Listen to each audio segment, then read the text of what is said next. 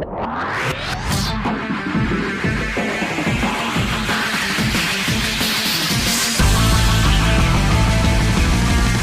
here with Sonic Boom 6. Just want to introduce yourself to the camera today. I'm Barney from Sonic Boom 6, this is James from Sonic Boom 6. Yes, I am. Hi, I'm James. Your first two EPs were produced by Ace from Skunk Anansi, and I just wanted to know what that experience was like, because... No, that's going back. Yeah, he's going pretty back Ace. some. I can't remember it. It was really good because the one thing that you say it now and it just sparks in my head, it was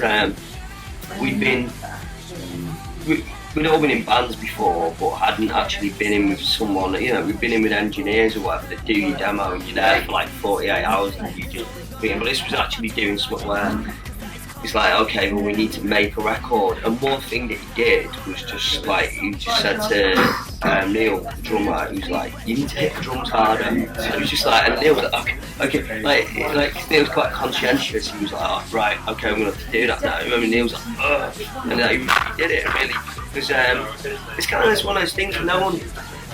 You read like drum magazines and bass magazines and guitar magazines, it's got all this certain advice in it.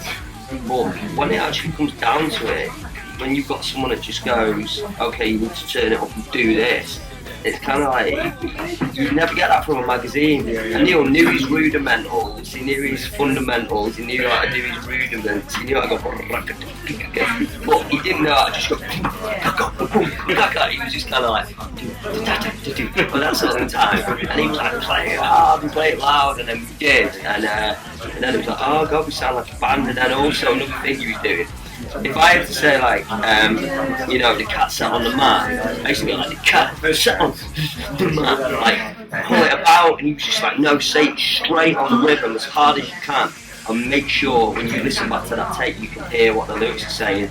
So I was like, cat sat on the mat. I was like, yeah, that actually sounds better, but I'd be like, no, I can't say the cat sat on the mat. On the mat.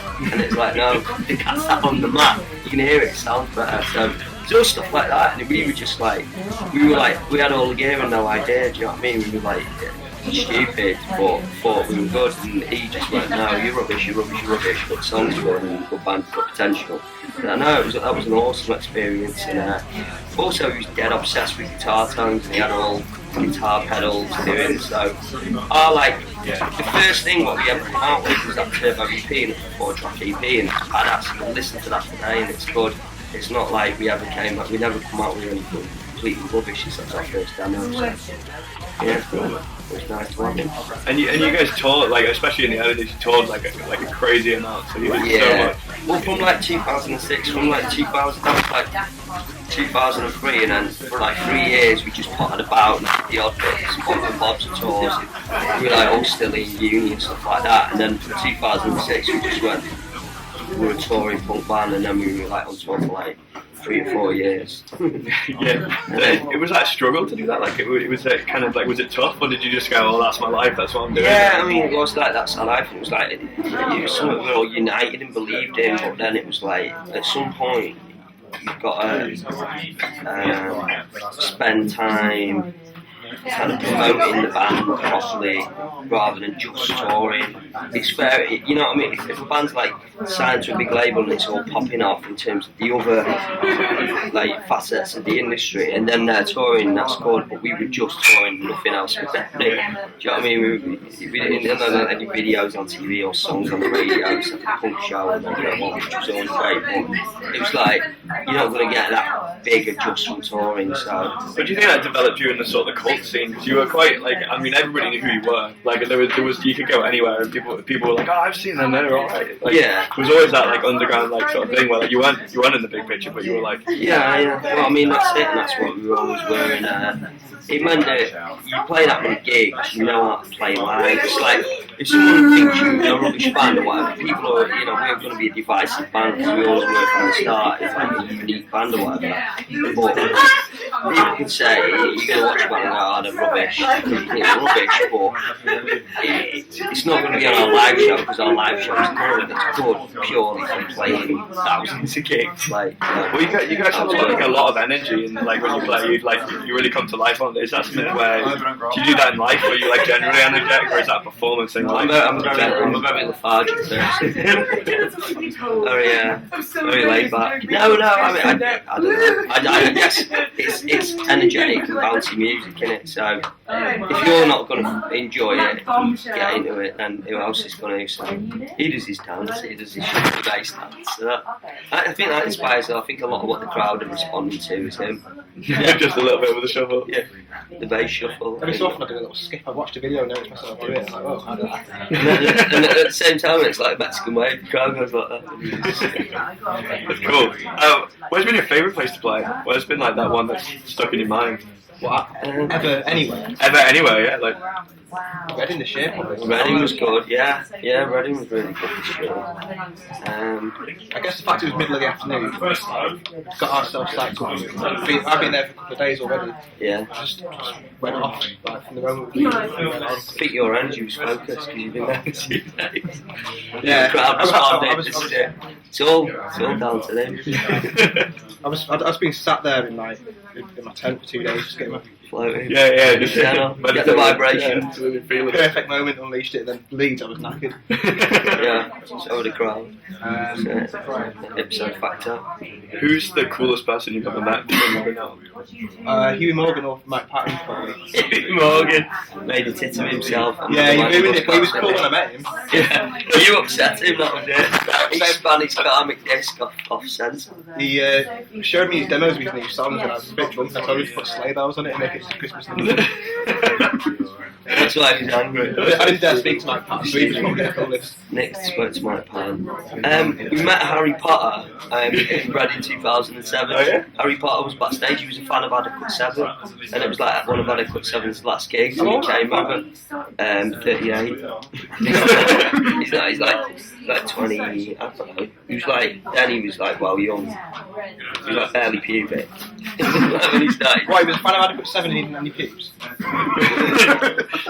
I reckon he probably There's did. I reckon he had a rudimentary thatch. But I reckon he was the first one out there not to get a merkin. he didn't have but no anyway, Harry Potter met Harry Potter. Is that cool though, or is that just somewhere where you can be like, that's a celebrity I met all the time? That was cool. It was so cool. Yeah? Are you a Harry Potter fan? No, you're not. I don't get it. I don't know. It's like a rubbish version of Star Wars. It is, isn't it? It's like the next generation sort of. There was a comic on the Comic Geek called The Books of Magic, which was written by Neil Gaiman, and it was Timothy something or other, this kid, 4-eyed kid, did his magic wand, and it was really magical. Copy from that. But then Neil Gaiman was that cool about it, just like, oh well, it's just standard storytelling. A kid with glasses. The star of magic. But like, I'm an owl. Playing muggles, playing Quidditch with the muggles. No, but I suppose it is an archetype, isn't it? The geek kid with a kind of posh name. Does magic. A bit like Peter Parker, innit? He didn't do magic, he did science. What was the rest? What was the rest? Which is magic to some people. What was this trivia? What was the rest called that Peter Parker did? You know when Peter Parker becomes when Peter Parker becomes Spider-Man because In the film? in the film, but it's in the comic as well. What's it called? Amazing Stories or whatever the comic's called. Super Lips. No, that's Thunderlips. That's Hulk Hogan from Rocky 3. Oh, right, yeah, But interestingly enough, he shares. Macho Man, though, isn't it? It is Macho Man plays him in the film. Yeah, Macho Man plays him. Randy Savage, but he's called Crusher Hogan. Is he? Yeah. And there we go. I should have known that, man. I've got like, That move where he's like, Yeah, he looks right. That was the last time Randy Savage was good. He died not long ago. that is pretty sad. On a set, like on a complete flip side to that, what's been your most positive like moment in the band? Like, what's the thing that You say that, and it's straight in my head. We once played a French school, and we were outside, and the set, it was like a build up at the start of the set. So it's all muted, and it's going to kick in. It's like, building up. And anyway, all these kids, they were like between the ages of 13 and 16, just a whole field, like a school field full of kids, and you're just like, okay, what's this going to be? Because we ended up playing it because this guy that was a promoter. He was like, oh, yeah, Dom, and he was like, next time you come, you must play my school. You know, I am a teacher in the school, and this will be great. We will play the school. So we went and did acoustic set in the school in the day, and this kid, we went, any questions? We played acoustic set, and we were like, oh yeah. He was supposed to ask us questions about the English language, and this little kid puts his hand up, this mixed-race lad at the front, he kind of like spread his legs and he says to Layla, he went, like, yo, have you got any questions about English? He said to me, have you got the boyfriend? So it was just like one of them days, it was an awesome day. So then we're waiting to start, and it's like, oh god, this riff's gonna kick in, and we thought the kids were just gonna go, yeah, and then you start pushing it at each other about and just opening this pit out, and they just went and they all just started like windmilling, going completely mental. French children, everywhere. I was crying and I couldn't keep up playing. I turned around, I looked at Neil, the drummer, and he was just crying with laughter, and I had to stop playing.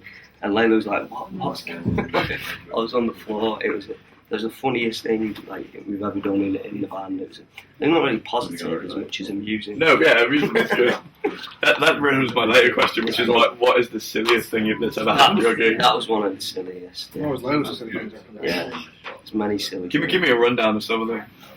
Probably one of my it's not even really silly, it's personal to me, but you know those goat videos? Oh yeah, man, yeah, the guys that's going like if anything goes wrong, Neil shouts at me, it's like, because that, yeah, it's very, like, yeah, I like that. Very goat actually. What's happened silly? Oh yeah, once we were, I remember that time we were playing at the Underworld, and Layla was there, it was the end of the set, it was like last song, there's like the middle eight, so you stretch out the middle eight, do you know what I mean, you bring it down, no backing track, just you're quiet. She's on stage, she's like, thank you everybody, we've been Sonic Boom 6, gonna, see you next year, it's been an amazing gig. And this gadge just comes out of the crowd like that. He gets her in a headlock. Just like that on her head and laughing at his face. Like, what are you doing, mate? And he just like McFlyed her, nuded her, and then just dived off. We weren't even mad, you know what I mean? It's someone on stage kind of basically assaulting your singer, but it was... That was a pretty dynamite impression of her as well. It meant well, yeah. Well, I have to hear it enough. How has your influences changed over the years? Like, the stuff that you've been really... have they is the first question. We've added more to them, which is part of the reason why we sound the way we do. I'm more influenced by novels. Oh, right, really? Peter Ustinov.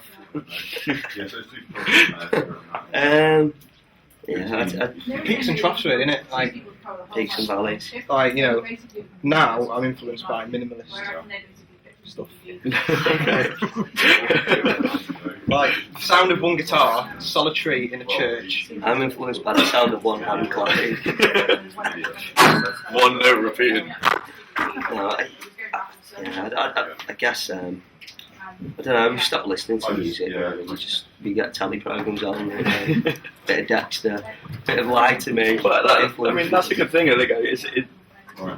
It hasn't got to the point where, like, you've kind of lost the passion for it, or is it just one of those things where it's... No, you're just in one of those lulls. No, but if you got into the point where you were like, if you like look at like all the pop music's about like X Factor and all that, if you got like really angry and horrible about it and like sort of like mardy about it, oh they're not talented, oh yeah they're talented, you just kind of think it's all good. You listen to Radio 1 in the day, you go yeah that's good. You don't really know. Yeah, I've become less hateful. Yeah, you just have to become more accepting, because otherwise you become a boorish, elitist, horrible person. It's like, the reason we're not more popular, or any band is not popular, is not because of anyone else, it's because of yourself, do you know what I mean? It's not like trendy bands, okay? There's loads of bands on today sound exactly the same. we don't. We choose not to. Do you know what I mean? It's not going to make us any better. We choose not to because of who we are. Do you know what I mean? It's like, I don't know. It's like you can't get angry about it. I just try and stay happy about it. I mean, I'm on very strong medication. If I wasn't, I don't know. It's like I remember a band that took us on tour. One of the first bands that ever took us on tour. I don't know. 5 years later, we met them again, and we'd been doing better, and we were kind of, and they were like, oh no, they don't just the music business. It's bloody it's all these trendy bands, and it's this and that, and oh yeah, well they released our single the day we played Reading and Leeds. How bad was that? Because they got like a major label deal. It's just excuse after excuse after excuse after excuse, and it's like no. Write a good song that everyone gets into, and all that other stuff will fall by the wayside. So it's not like we're like, oh, we're amazing and every other band is rubbish. We're okay, and good luck to every band as well. Do you know what I mean? It's hard. Like, one of the hardest things is trying to like accept coming into your own a bit, isn't it? Whereas I've always wanted to do something similar to someone else. Yeah. Like especially with me and the way I have written things in the past, and now I'm just really trying to just be comfortable doing exactly what's me rather than writing dubstep or writing songs like that. Like, it's just Yeah, because it's easy to chase kind of what you see and lose sight of the fact that you're individuals making music and you're suddenly like, oh well, Radio 1 will only play dubstep in the daytime and stuff like that. Oh, we must do this and do that. Well, it's only ever going to work if it sounds like you're enjoying it. Do you know what I mean? So. My last question for you guys is, what are your ambitions for the future? Like, what do you want to do? Like, is there like over the next year or so? Is there anything like where you?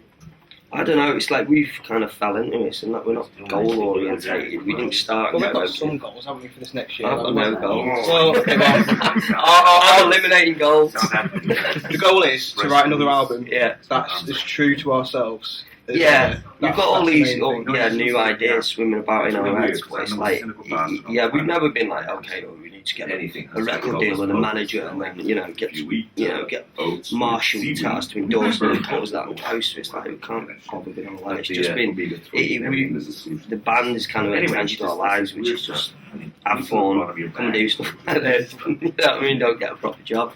So it's like, put out music that's got a bit of a message to it and a bit of fun and a bit of like for a song it's kind of like if you don't like it you don't like it, if you do you do. It's like there's so much saccharine it's not hard. He says it's not like entertainment out there, be it TV or music or whatever, and it's like every time someone goes on Twitter and goes, oh, this band is so weird, this and that, and you're like, yeah, do you know what I mean? Because there's so much boring stuff out there. So our intention is to carry on doing what we're doing, but at the moment, now we're writing new stuff, it's just like, forget about what Radio 1's playing, forget about what we're supposed to do, forget about the magazines, stupid rock comics. It's like, let's play some music that's got some personality to it and write some songs that are interesting, and if a certain amount of kids grip onto it and like it, then all the better. If they don't, they can fuck off. Well, cheers. Thank you so much for taking the time out of your day to do the interview. I appreciate it. Thanks very much. It's been an absolute pleasure. Cheers, guys.